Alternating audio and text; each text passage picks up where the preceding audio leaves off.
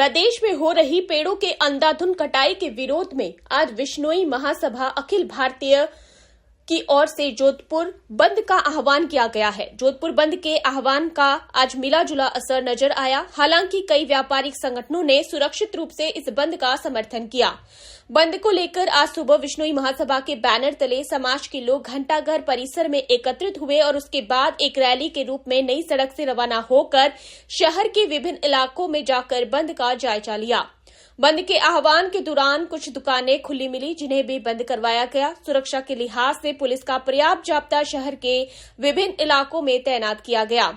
अखिल भारतीय विश्नोई महासभा के अध्यक्ष देवेंद्र बुढ़िया ने बताया कि 1955 में पेड़ों को काटने को लेकर कानून बनाया गया था, जिसमें महज 100 रुपए की पेनल्टी लगाई गई थी।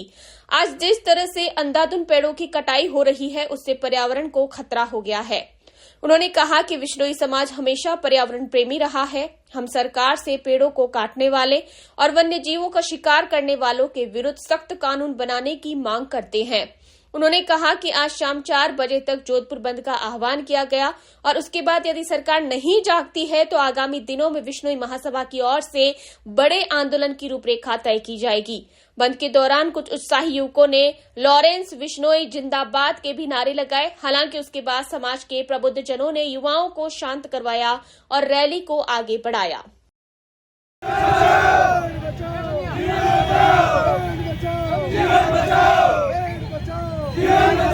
अब आज बंद का आह्वान पेड़ पौधे और खेजड़ी वन्य जीवों का शिकार रुके, बढ़िया कानून बने सशक्त, जिसे कोई की हिम्मत नहीं हो कि पेड़ों को काटे और ये काटे।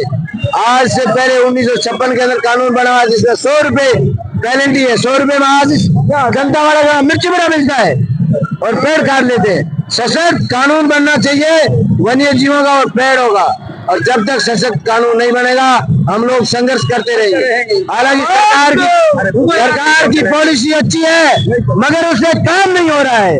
7000 पेड़ गवर्नमेंट ने लगे, हमारी दादी और नानी के लगे पेड़ों को काटा जा रहा है। राजस्थान में 25 लाख पेड़ काटे हैं। इसलिए हम सरकार से मांग करते हैं सशक्त कानून बनाया जाए और वन्य जीव प्रेमियों का मनोबल बढ़ाया जाए और प्रकृति को बचाया जाए। आज आप आगे क्या रणनीति है?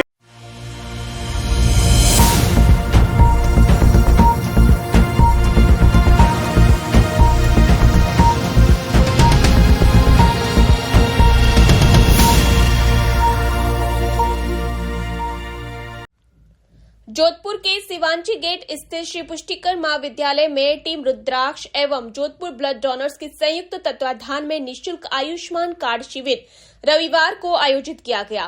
टीम रुद्राक्ष के विशाल पुरोहित ने बताया कि 70 वर्ष और उससे अधिक आयु के वरिष्ठ नागरिकों की सुविधा के लिए निःशुल्क आयुष्मान वय वंदना कार्ड बनाने का शिविर आयोजित किया गया।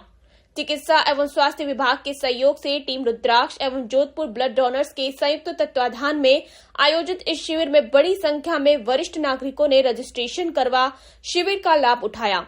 उन्होंने बताया कि टीम रुद्राक्ष द्वारा समय समय पर सेवा कार्यों के उद्देश्य से रक्तदान शिविर, जरूरतमंदों को कंबल वितरण, भोजन वितरण जैसे कार्य किए जाते हैं। उसी कड़ी में वरिष्ठ नागरिकों की सुविधा हेतु इस शिविर का आयोजन किया गया है, जिससे वह सभी राज्य सरकार की योजना का लाभ उठा सके। शिविर के दौरान टीम रुद्राक्ष के महेंद्र छंगानी, रॉबिन पुरोहित सहित सभी सदस्य मौजूद रहे। नमस्कार, ये जो कैंप है वो मुख्यमंत्री आयुष्मान कार्ड बनाने के लिए लगाया गया है और इस कैंप का जो ऑर्गेनाइजर है वो टीम रुद्राक्ष और जेबीडी दोनों के संयुक्त तत्वाधान में ये कैंप लगा है और इसमें अभी तक 60 रजिस्ट्रेशन हो चुके हैं। और इस कैंप में जो 70 साल या 70 साल से ऊपर के जो वरिष्ठ नागरिक हैं उनके लिए आयुष्मान कार्ड बन रहा है। और इस आयुष्मान कार्ड का जो लाभ है वो ये है कि उसमें पूरे हिंदुस्तान में 5 लाख तक का इलाज फ्री होगा और राजस्थान में 25 लाख तक का इलाज फ्री होगा। और अभी भी रजिस्ट्रेशन कंटिन्यूस चल रहे हैं और 3 बजे तक है, तो जो व्यक्ति आना चाहे तो फटाफट आ जाए। 3 बजे के बाद में कोई रजिस्ट्रेशन नहीं होगा। मैं विशाल पुरोहित, टीम रुद्राक्ष से, और ये नवनीत जी जोधपुर ब्लड डोनर ग्रुप से।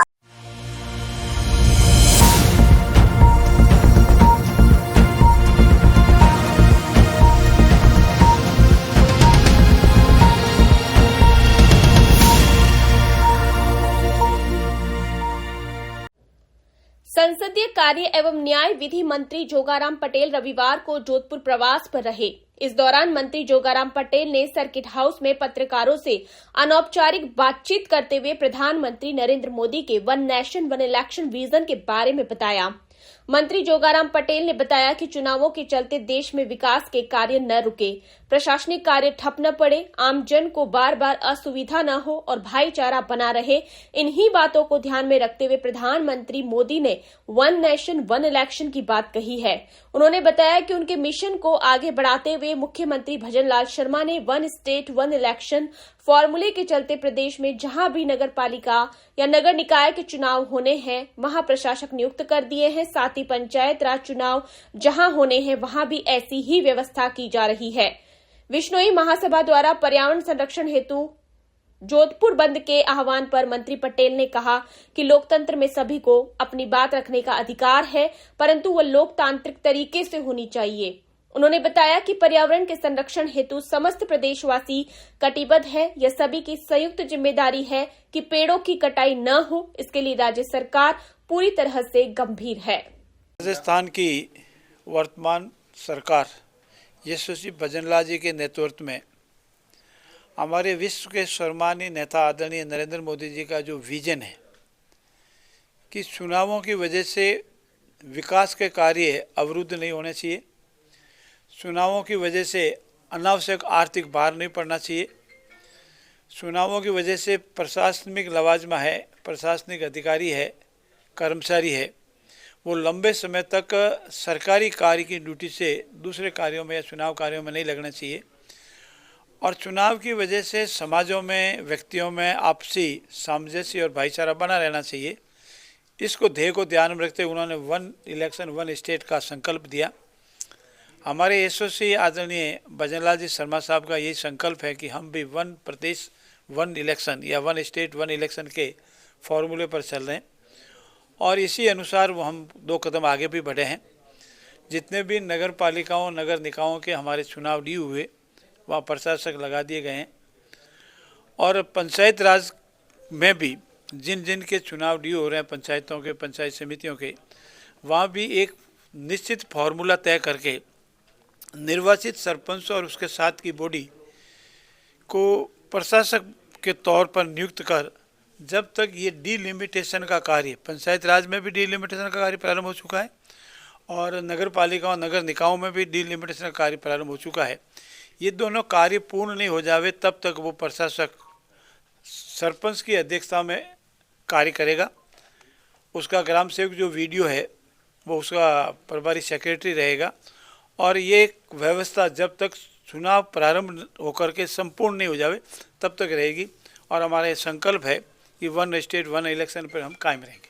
तो क्या इस नगर निकायों पर भी व्यवस्था कैसे की जाए इस पर कानूनी राय ली जा रही है, तथ्यात्मक बिंदुओं पर भी अध्ययन किया जा रहा है और किस तरह से व्यवस्था की जाए ताकि, क्योंकि वो बड़ा लवाजमा है, एक निकाय में अनेक पार्षद होते हैं, कहीं 20 है, कहीं 50 है, कहीं 30 है, ऐसे तो उसका भी अध्ययन किया जा रहा है। अध्ययन के ऊपर वहाँ भी ऐसी व्यवस्था की जाएगी ताकि अगला चुनाव संपन्न होने तक व्यवस्था निरंतर चलती रहे।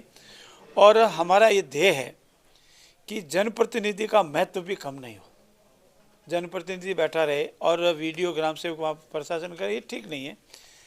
प्रशासनिक व्यवस्था वैसी चलती रहे और जो तकनीकी कार्य है इलेक्शन का या डिलिमिटेशन का वो जब तक पूर्ण नहीं हो और विधिवत संविधान के अनुसार चुनाव नहीं हो तब तक ये प्रशासक काम करते रहेंगे।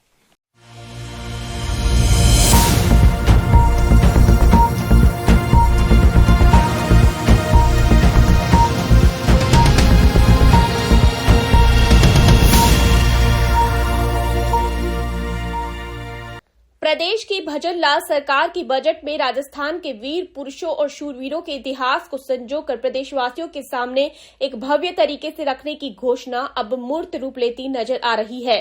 राजस्थान धरोहर प्राधिकरण के अध्यक्ष ओकार सिंह लखावत ने राजस्थान में प्रथम स्वतंत्रता संग्राम को लेकर राज्य सरकार के निर्देशन पर सर्वे अभियान शुरू किया है। ओकार सिंह लखावत ने बताया कि राज्य सरकार के निर्देशानुसार प्रदेश के अलग अलग हिस्सों में वीर पुरुषों, शूरवीरों और लोक देवताओं के बारे में पैनोरमा बनाकर उनकी वीर गाथा आम जन को बताई जाएगी, जिसके लिए जोधपुर, बीकानेर, जालोर, बायतू आदि क्षेत्रों में कार्य शुरू कर दिया गया है।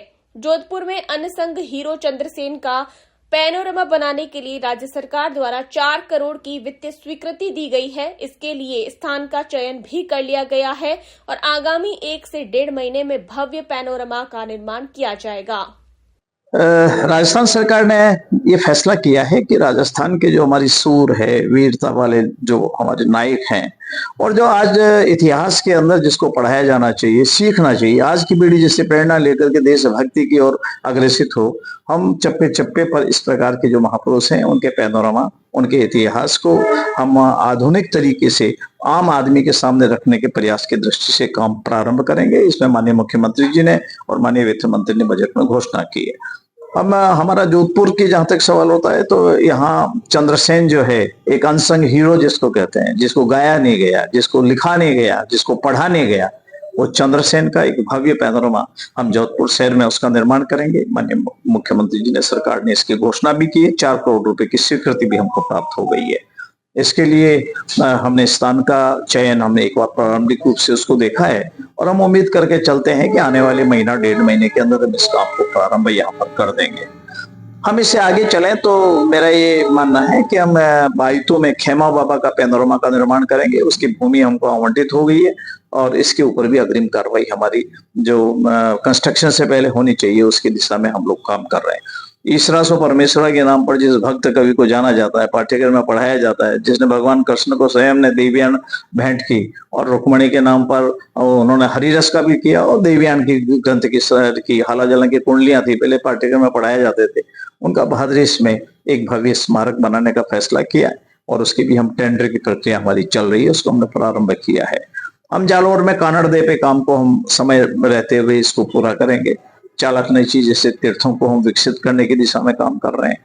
हम राव बीकाजी पे काम कर रहे हैं। इस बार उनका एक पैनोरमा बीकानेर के अंदर भव्य रूप से हम बनाएंगे, उसके दिशा में भी हमारा काम आगे बढ़ रहा है और हम निश्चित रूप से उधर से महाराणा प्रताप सर्किट पे भी काम करेंगे। महाराणा प्रताप से जुड़े हुए जितने स्थान हैं उनके इतिहास के बारे में, उसके साहित्य के बारे में, उनके घटनाक्रम को, उनके देशभक्ति को, उनके त्याग को, उनके बलिदान को आज की पीढ़ी को बताने के नाते हम उस पूरे के पूरे जो महाराणा प्रताप से जुड़े हुए स्थान हैं उन सभी स्थानों को ऐतिहासिक करने के लिए होगा। हमारी टेंडर प्रक्रिया उसके अंदर चल रही है। हम उसी के साथ में अगर चलेंगे, हम और आगे बढ़ना चाहते हैं तो हम गोगला जाट पे जाएंगे, जिसने मुगल शासकों को लगाम देने से मना कर दिया और जिसकी बोटी बोटी काट करके किले के बाहर फेंकवा दी गई थी। हम लगभग इस एक लंबे कालखंड शताब्दियों के बाद उस नायक को फिर समाज में खड़ा करेंगे, उसके दर्शन के लिए, सीख के लिए हम उस पर काम करने वाले हैं। राणा सांगा जो हमारा खानवा का युद्ध का मैदान है, वहाँ राणा सांगा का पैनोरमा हमने पहले बनाया था, पर इस बार लगभग 3 करोड़ की लागत से हम उसको और डिजिटल तरीके से और आज के जितने भी आधुनिक तरीके हैं इतिहास को प्रदर्शित करने के लिए, हम उसको विकसित करने की दिशा में भी हमारा काम होगा।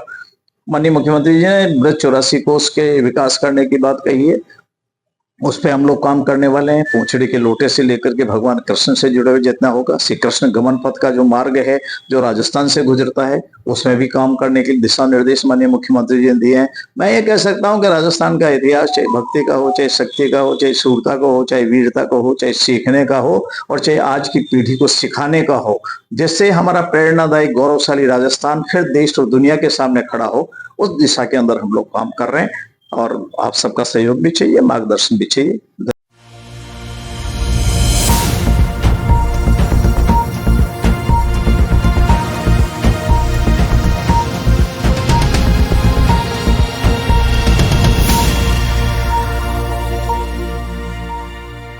रावणा राजपूत शैक्षणिक समिति जोधपुर द्वारा doctor SN medical college auditorium में 11वां प्रतिभा सम्मान समारोह रविवार को आयोजित किया गया।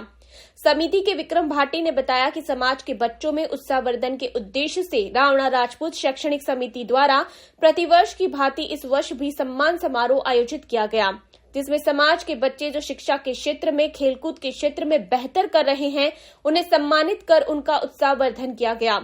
भाटी ने बताया कि समाज के बच्चे आगे जाकर उन्नति करें, समाज का नाम रोशन करें। इन्हीं शुभकामनाओं के साथ उन्हें प्रशस्ति पत्र भेंट कर उनका सम्मान किया गया। बॉक्सिंग, रेसलिंग, स्विमिंग में बेहतर करने वाले बच्चों का भी सम्मान किया गया। आज जोधपुर में रामनाथपुर शैक्षणिक समिति द्वारा यह 11वां प्रतिभा सम्मान समारोह का आयोजन किया जा रहा है। समाज में जो टैलेंटेड बच्चे हैं उनका सम्मान हो ताकि वो आगे जाकर समाज निर्माण में भी उनकी अच्छी भूमिका रहे। इस सम्मान समारोह में 250 से भी ज्यादा बच्चे जिसने रेसलिंग में टॉप किया है, जिसने बॉक्सिंग में टॉप किया है, जिसने स्विमिंग में टॉप किया है, जिन्होंने 12th 10th के एग्जाम में टॉप किया है, ऐसे कोई डिप्लोमा डिग्री में टॉप किया, ऐसे बच्चियों का सम्मान समारोह रखा गया है। कहते हैं कि एक शिक्षित समाज राष्ट्र का निर्माण करता है और इसी राष्ट्र के निर्माण की कड़ी में रामनाथपुर समाज भी पीछे नहीं है। निरंतर ये 11 साल से ये 11वां प्रतिभा सम्मान समारोह जोधपुर की शैक्षणिक समिति द्वारा किया जा रहा है। ये वास्तव में समाज निर्माण में एक नींव के पत्थर के रूप में कार्य होने वाला है। हम सभी इस शिक्षित समाज से राष्ट्र के निर्माण में एक शैक्षणिक समिति की मुख्य भूमिका रहेगी। इसी आशा और विश्वास के साथ जय श्री राम।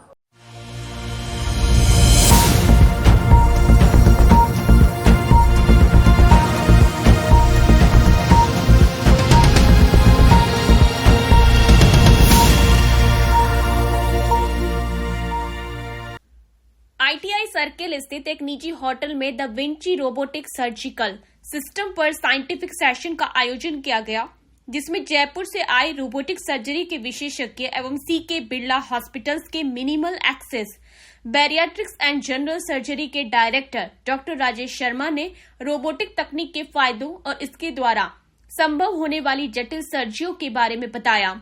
सेमिनार में बड़ी संख्या में शहर के विशेषज्ञ सर्जन ने भाग लिया। उन्होंने सर्जरियों के बारे में, रोबोटिक सर्जरी के बारे में सवाल जवाब भी किए। डॉक्टर राजेश शर्मा ने कहा कि इस तकनीक में रोबोट की मदद से सर्जरी करने से सर्जन की सटीकता और नियंत्रण बढ़ जाता है।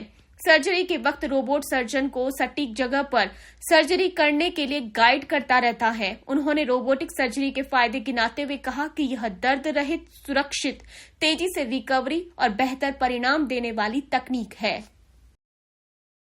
नमस्कार, मैं doctor Rajesh Sharma, CK Birla hospital से। मैं वहाँ डायरेक्टर हूँ robotic bariatric minimal access surgery में। देखिए, रोबोटिक सर्जरी जो है इसके बारे में बहुत सारी भ्रांतियाँ हैं कि रोबोट ऑपरेशन करता है, सर्जन नहीं करता है। रोबोट में फीड कर दिया जाता है प्रोसीजर को कि ये हर्निया का या गॉल ब्लैडर का या बच्चादानी का ऑपरेशन करना है या यूरोलॉजी का ऑपरेशन करना है और वो करके आता है। ऐसा बिल्कुल भी नहीं है। रोबोटिक सर्जरी एक मिनिमल एक्सेस यानी दूरबीन के ऑपरेशन का सबसे उन्नत रूप है। पहले जो भी ऑपरेशन चीरे द्वारा किए जाते थे वो दूरबीन से किए जाने लगे। अब वो सारे ऑपरेशंस रोबोटिक सर्जरी द्वारा बहुत सेफ तरीके से, बहुत अच्छी तरीके से, बहुत बिना कॉम्प्लिकेशन के परफॉर्म किए जा रहे हैं। ऐसा क्या है रोबोटिक सर्जरी में कि हम दूरबीन के नहीं करवा के रोबोटिक सर्जरी करवाएं? देखिए, ऐसा है, एक तो इसमें 3D हाई डेफिनेशन विजन हमको मिलता है। ये बहुत एडवांस सिस्टम है। इसमें जो ट्रेमर्स आते हैं वो नहीं अंदर रेप्लिकेट होते हैं। इंस्ट्रूमेंट्स जो होते हैं बहुत एडवांस इंस्ट्रूमेंट्स हैं। हमारा जो कैमरा जहां हमको देखना होता है छोटी सी जगह में, वहां पे वो कैमरा हम अपने हिसाब से फोकस कर सकते हैं। हम किसी और असिस्टेंट पे डिपेंडेंट नहीं रहते हैं। दूसरी बात, पूरा पेशेंट हमारे कंट्रोल में रहता है। मरीज की तंत्रिका में या खून की नसों में चोट लगने की संभावना ऑलमोस्ट नगण्य होती है। पेशेंट की रिकवरी बहुत क्विक होती है। ऑलमोस्ट पेनलेस सर्जरी होती है। पेशेंट अगले दिन अपने घर चला जाता है। रक्तस्राव नेग्लिजिबल है।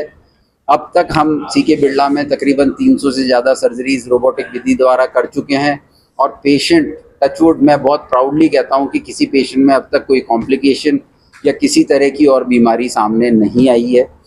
जल्दी हम प्रॉक्टरशिप भी शुरू करने वाले हैं। एक बार हमारे बीइंग सर्जरी हेड, मेरे पास में अभी तक मैं तकरीबन 100 ऑपरेशंस रोबोट से कर चुका हूं और जो पेशेंट्स हैं उनमें काफ़ी सारे चिकित्सक हैं या साइंटिस्ट भी हैं जो इस विधि से अपना ऑपरेशन करवा के जा चुके हैं और काफ़ी खुश हैं। और रादर अब वो मरीज जो करवा के गए हैं वो अपने रिश्तेदारों को आगे लेके आ रहे हैं। मुझे लगता है जल्दी ही हर शहर में ये सुविधा उपलब्ध होगी और हम रोबोटिक सर्जरी से आम आदमी को इसका बेनिफिट और इसके फ़ायदे दे पाएंगे।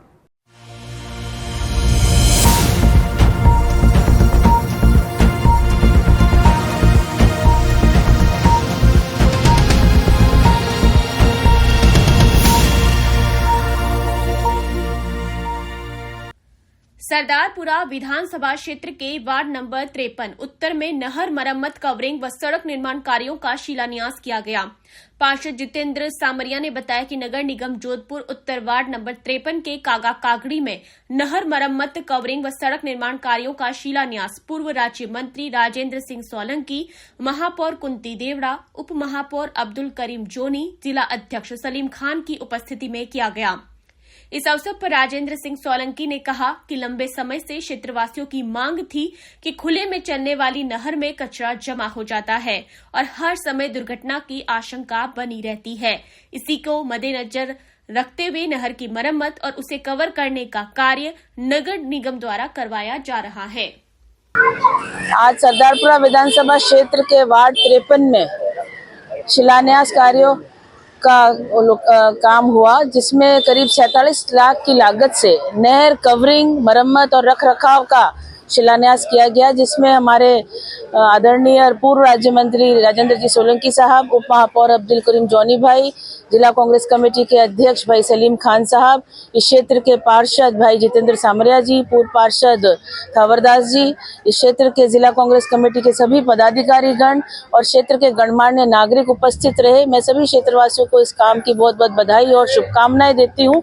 बहुत लंबे समय से इस काम की मांग थी और इस नहर का कार्य होने से क्षेत्रवासियों को काफी लाभ मिलेगा। वार्ड 53 में पहले भी कई विकास कार्य का लोकार्पण एवं शिलान्यास हमने किया। इस क्षेत्रवासी बहुत ही एक्टिव और जुझारू है और इस पार्षद का हमेशा सहयोग करते रहे हैं और पार्षद ने भी इनके सुख दुख में हमेशा कार्य किया है।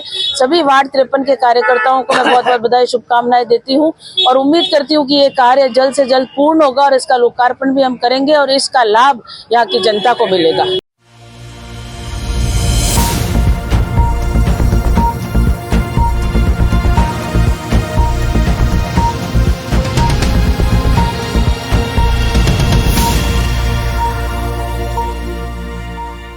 राजस्थान भर में खाटू वाले श्याम बाबा के लगातार बढ़ते जा रहे पर्चे के बीच जोधपुर के श्याम भक्ति और सामाजिक सरोकारों को समर्पित श्याम भक्ति सेवा संस्थान ने घर घर श्याम हर घर श्याम अभियान के तहत जोधपुर के गीता भवन में श्याम बाबा की 100 मूर्तियों की विधि विधान से सामूहिक पूजन और वितरण कार्यक्रम आयोजित कर सूर्य नगरी जोधपुर को श्याममय बना दिया।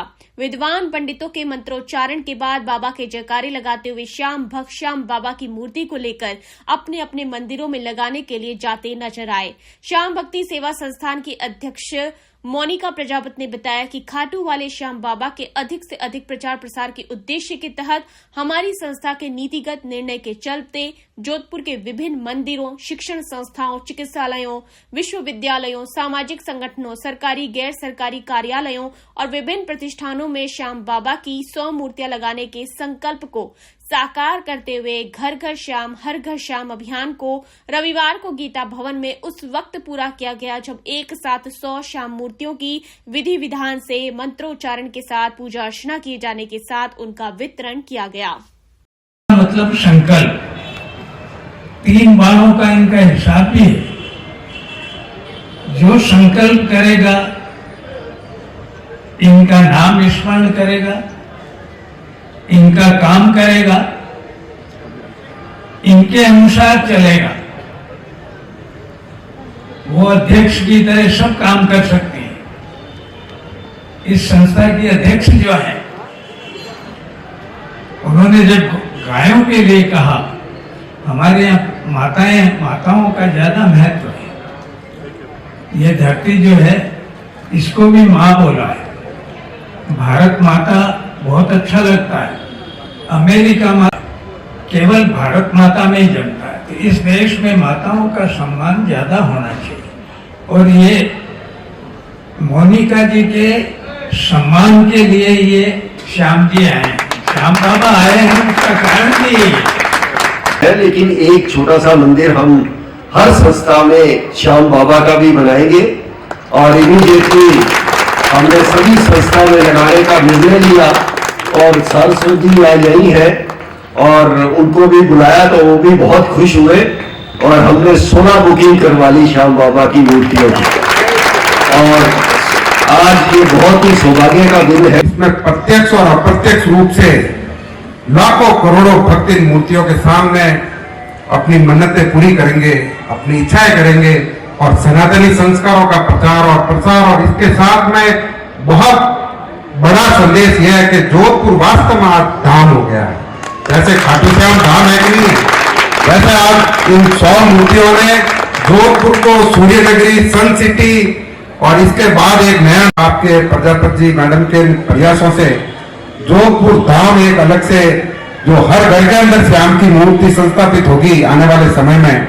मैडम ने जैसा कि अपने उद्बोधन के अंदर बताया, सर वाकई में काबिले तारीफ है कि एक साल के अंदर अगर कोई संगठन स्थापित होता है 2023 में और 2025 तक आते आते राजस्थान के हर घर में और भारत के हर घर में श्याम नाम की गूंज करवा दें, यह अपने आप में बहुत बड़ा संकल्प है।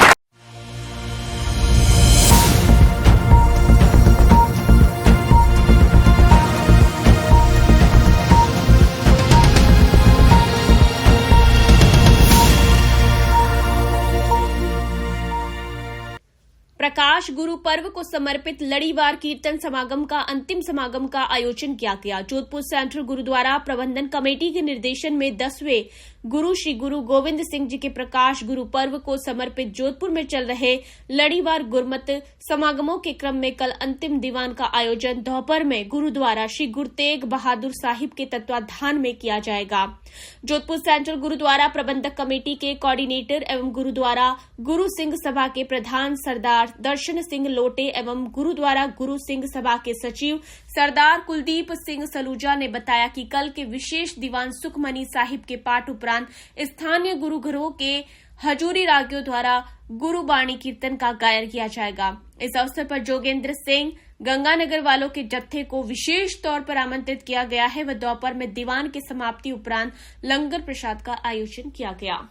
वाहु गोविंद सिंह आपे गुरचेला तई प्रकाश हमारा भयो पटना शहर विखे बवले शरवंशदानी साहिब कमाल अमृत के दाते दशमेश पिता साहिब श्री गुरु गोविंद सिंह जी महाराज जी का महान प्रकाश आगमन दिहाड़ा आज गुरुद्वारा श्री गुरु तेग बहादुर की संगत बड़ी श्रद्धा भावना प्यार और उल्लास के साथ बना रही है। दशमेश पिता साहिब श्री गुरु गोविंद सिंह जी महाराज जी के महान प्रकाश आगमन दिहाड़े की खुशियों को मुख्य रखते हुए परम सत्कार योग भाई साहब भाई जोगिंदर सिंह जी का जत्था जो कि श्री गंगानगर से आए हैं रब्बी बाणी के कीर्तन के साथ गुरु प्यारी साध संगत जी को गुरचरणों से जोड़ रहे हैं। दीवान की समाप्ति 2 बजे होगी, उसके उपरांत गुरु का अटूट लंगर बरतेगा। दशमेश पिता साहिब श्री गुरु गोविंद सिंह जी महाराज जी के महान प्रकाश आगमन दिहाड़े की खुशियों की पूरे ही देशवासियों को बहुत बहुत बहुत बहुत बधाई। वाहिगुरु जी का खालसा वाहिगुरु जी की फतेह। गुरु गोविंद सिंह महाराज के प्रकाश पर्व की सबसे पहला पूरी साध संगत को, जोधपुर की पूरी पब्लिक संगत को लख लख बधाई हो। गुरु गोविंद सिंह महाराज का प्रकाश पर्व 6 जनवरी को हमने गुरुद्वारा गुरु सिंह सभा में मनाया गया। उसकी उसी कड़ी में 12 जनवरी को गुरुद्वारा श्री संगत दरबार एयरफोर्स में मनाया गया। उस कड़ी को चलते हुए आगे आज 19 तारीख को अखिरले प्रोग्राम गुरुद्वारा तेग बहादुर महाराज का गुरुद्वारे में ये गुरु गोविंद सिंह महाराज का प्रकाश उत्सव मना रही है और संगत इसके लिए बहुत हुम हुमा के दर्शन करने के यहाँ आई है और सारी संगत को एक बार गुरु गोविंद सिंह महाराज की लख लख बधाई हो। और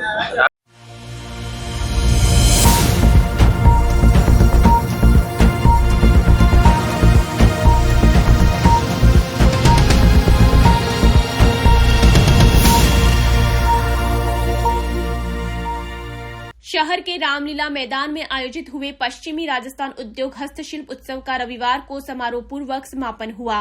रविवार को मेले का फिर मिलेंगे संकल्प के साथ मेले का समापन समारोह आयोजित हुआ, जिसमें राम स्नेही संत हरिराम जी शास्त्री का सानिध्य प्राप्त हुआ। वहीं भाजपा शहर जिला अध्यक्ष देवेंद्र सालेचा, महापौर दक्षिण वनीता सेठ, आयुक्त जेडीए उत्सव चौधरी, डीसीपी पश्चिम राजश्री राज वर्मा, रीको क्षेत्र प्रबंधक कुलदीप दादी विशेष अतिथि के रूप में मौजूद रहे।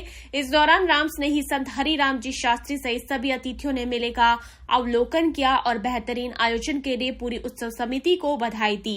लघु उद्योग भारती के राष्ट्रीय अध्यक्ष और मेला संयोजक घनश्याम ओझा ने बताया, 9 जनवरी को शुरू हुए इस 12 दिवसीय मेले में शहरवासियों ने जबरदस्त उत्साह दिखाया। जोधपुर के अलावा आसपास के जिलों से भी लोग मेला देखने आए और यहां आने वाले छोटे छोटे आर्टिजन और उद्यमियों को भी काफी अच्छी बिक्री का प्लेटफॉर्म उपलब्ध करवाया गया। आयोजन सचिव एसएस पालीवाल ने सभी अतिथियों, मेला आयोजन नोडल एजेंसी लघु उद्योग भारती के सभी पदाधिकारी एवं सदस्यों का आभार जताते हुए कहा कि पश्चिमी राजस्थान उद्योग हस्तशिल्प उत्सव सभी के संयुक्त प्रयासों से ही सफल हुआ है। इस उत्सव के माध्यम से सैकड़ों उद्यमियों को अपने उत्पाद बेचने का एक बेहतर प्लेटफॉर्म भी मिला। पश्चिमी राजस्थान उद्योग हस्तशिल्प उत्सव 2025 का आज समापन कार्यक्रम आयोजित किया गया है। यह आयोजन श्रद्धेय हरिराम जी महाराज के सानिध्य में आयोजित किया गया। आज के कार्यक्रम के मुख्य अतिथि के रूप में श्रद्धेय बाप जी का सानिध्य प्राप्त हुआ।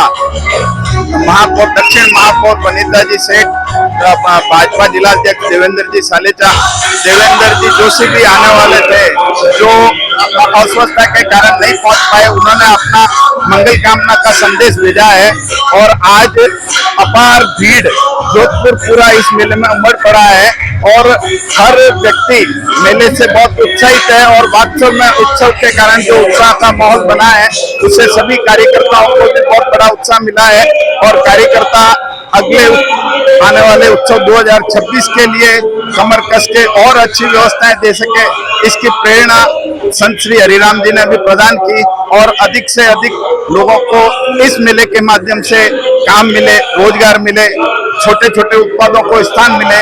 ऐसी योजना के साथ सभी पूरी टीम संकल्पित है और हम इससे अच्छा कार्य करने के लिए प्रेरित हैं।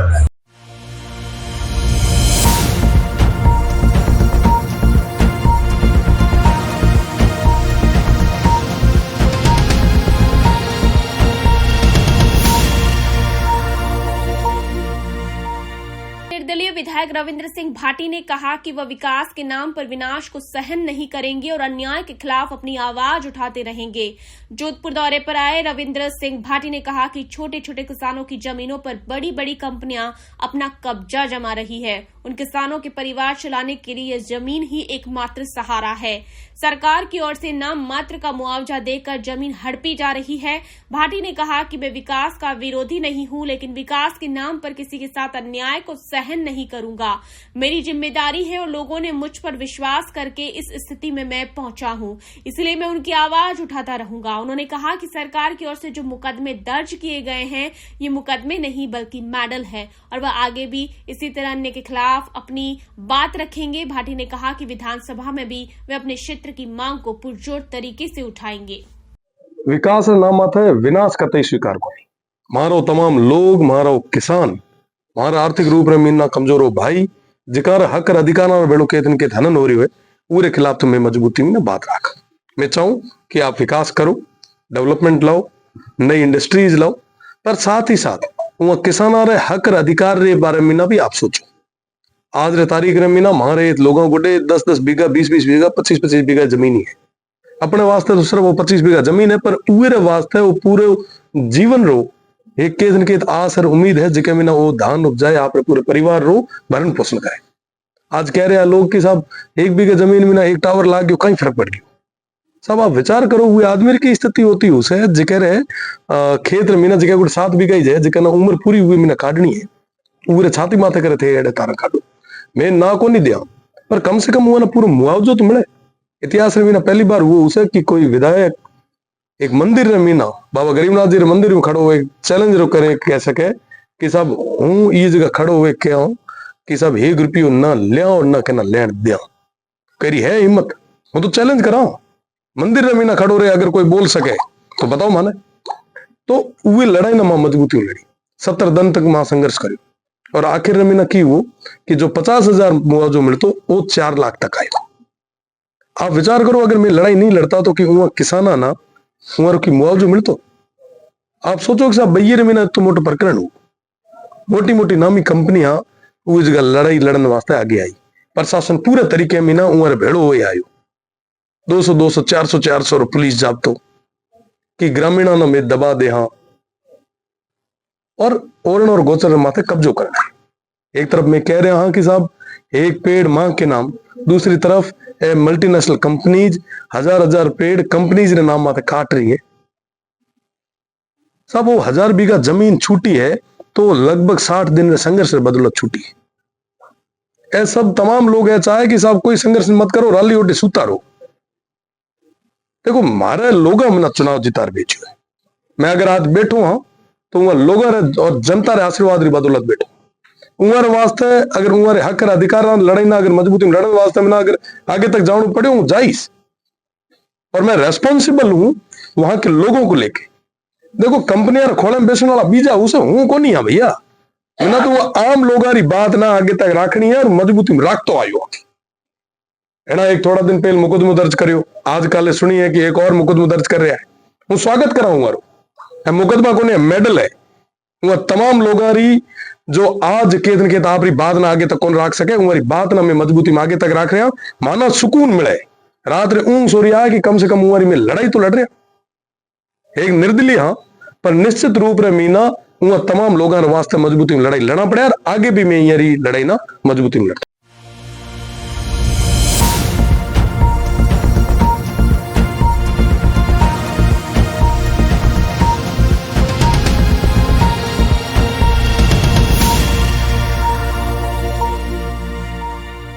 जोधपुर में श्री जागृति संस्थान के तत्वाधान में नववर्ष स्नेह मिलन एवं नवांकुर कार्यक्रम का आयोजन किया गया। कार्यक्रम में 9 जनों का सम्मान किया गया। कार्यक्रम के मुख्य अतिथि के रूप में पूनाराम बनरेला मौजूद रहे। यह आयोजन नेहरू पार्क स्थित डॉक्टर सावित्री मदन डागा भवन में आयोजित हुआ। कार्यक्रम में बड़ी संख्या में जागृति संस्थान के पदाधिकारी मौजूद रहे। जय श्री कृष्ण। जागृति संस्थान वास्तव में जोधपुर में साहित्य की जागृति के लिए बना हुआ है। ये 2016 से इस तरह से कार्य कर रहा है जैसे कि एक नौजवान कार्य करता है, और इन्होंने हमेशा हर कड़ी में महिलाओं को जोड़ा, युवाओं को जोड़ा, और जो वृद्ध सज्जन है, सीनियर सिटीजन्स है, साहित्यकारों, सबों को जोड़ा। जो साहित्यकार हैं चाहे नहीं है, वे सभी जागृति संस्थान में जागृति के लिए उत्पर है, बिल्कुल एकदम तैयार है। जैसे कि जीवन के अंदर सब लोग अपने कार्य के लिए तैयार होते हैं, एक नव दंपति तैयार होते हैं शादी के लिए, उसी तरह से जागृति संस्थान तैयार है जागृति लाने के लिए। आशा है कि इस संस्थान की बड़ वृक्ष के नीचे साहित्यकार अपनी अपनी रचनाओं को लेकर के और जागृति पैदा करेंगे, देश की भावनाओं को पैदा करेंगे, इस राष्ट्र की एकता में भाग लेंगे। यही मेरी शुभकामना है। इसका ये कार्यक्रम नववर्ष का स्नेह मिलन और साथ ही नवांकुर कार्यक्रम है, जिसमें हम नए जो युवा आज के साहित्यकार हैं उनको हम मौका देते हैं। पिछली बार भी हमने काफ़ी दिया, पिछली साल भी लगभग 8 से 10 बच्चों को हमने ये मौका दिया था। तो हमेशा श्री जागृति संस्थान का ये एक मोटिव रहता है कि नए बच्चे आगे बढ़े और साहित्य के लेखन में हो या सेवा के कार्य में हो, हर जगह पे जागृति संस्थान अपना कार्य करती है और हमेशा किया है। 2016 से सक्रियता से करते आ रहे हैं। आज कितने जनों का सम्मान किया जाएगा? आज लगभग 9 महानुभावों का सम्मान किया जाएगा, जो बहुत ही उद्यमी भी उद्योगपति भी है और समाज के अंदर कार्य करने वाले बहुत समाज सेवी है। साथ में बड़े प्रबुद्ध कलाकार हैं, गायक कलाकार हैं। इन सभी